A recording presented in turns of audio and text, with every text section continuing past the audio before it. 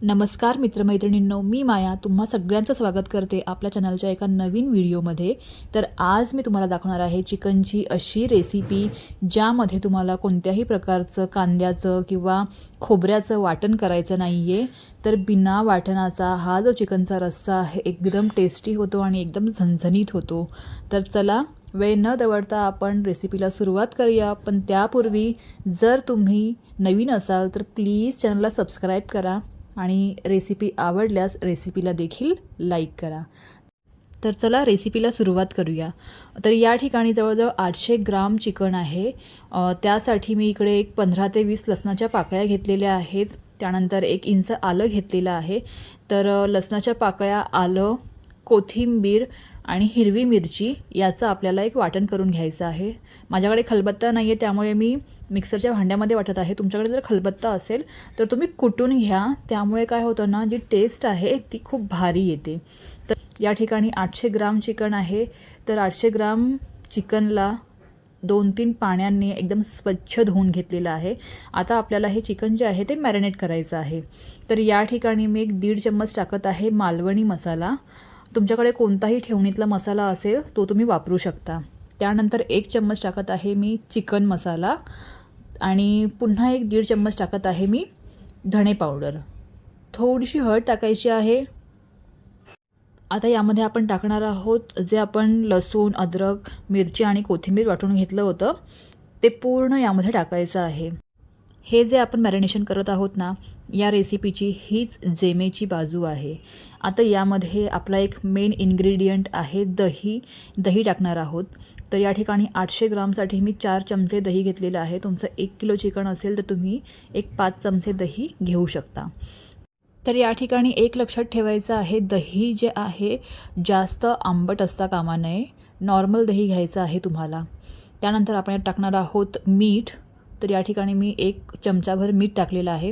आता हे सगळे जे जिन्नस आपण टाकलेले आहेत ना, चिकनला व्यवस्थित मॅरिनेट करून घ्यायचे आहेत। चिकनच्या प्रत्येक पीसला हे जे मसाले आहेत ते लागले गेले पाहिजे। तुम्ही बघू शकता चिकनच्या प्रत्येक पीसला मसाला व्यवस्थित लागला गेलेला आहे। आता हे जे चिकन आहे आपल्याला कमीत कमी अर्धा तास मॅरिनेट करून ठेवायचं आहे। त्यामुळे काय होईल, जे मसाले आहेत चिकनमध्ये हे छानपैकी मुरतील। तोपर्यंत तुम्ही तुमचं दुसरं काही काम असेल ते करू शकता। चपात्या बनवायच्या असतील, भात ठेवायचा असेल, भाकरी बनवायची असेल, असं काहीही काम करू शकता। तर या ठिकाणी मी चिकन जे आहे मॅरिनेट करायला ठेवून दिलं होतं आणि माझं जे घरातलं दुसरं काम होतं ते काम मी करत होते। तर अर्धा तास झालेला आहे आणि त्यानंतर या ठिकाणी मी एक 4 मीडियम साईजचे कांदे घेतलेले आहेत। आता या ठिकाणी आपण कोणत्याही प्रकारचं वाटण वापरणार नाही आहोत।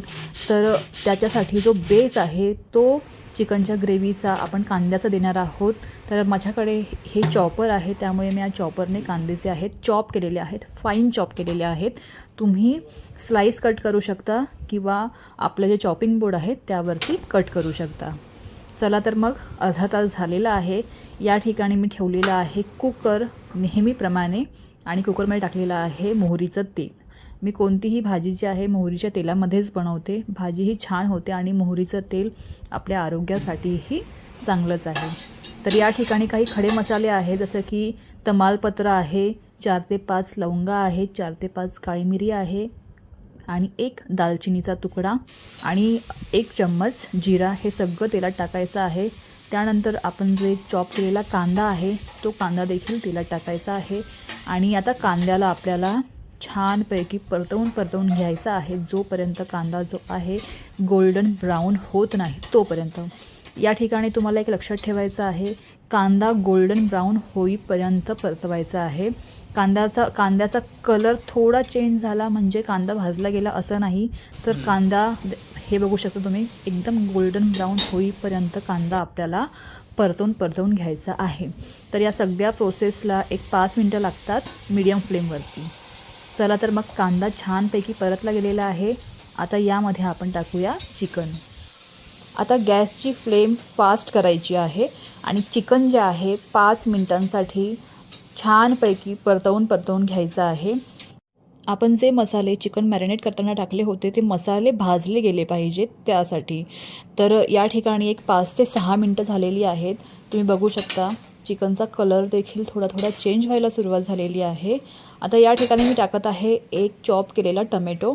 टमॅटो ऑप्शनल आहे पूर्णतः, पण मी टाकत आहे. तुम्ही नाही टाकला तरीही चालेल, कारण की आजकाल टमाटरचे भाव पण खूप गगनाला भिडलेले आहेत.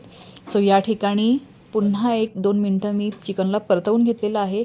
आता गॅसची फ्लेम आपल्याला स्लो करायची आहे आणि त्यावरती झाकण ठेवायचं आहे. स्लो फ्लेमवरती एक 10 मिनटं झालेली आहेत. 10 मिनटांनंतर चिकन बघा अशा प्रकारे दिसेल. चिकनने स्वतःचं पाणी सोडलेलं असेल. यामध्ये आपण दही टाकलेलं आहे.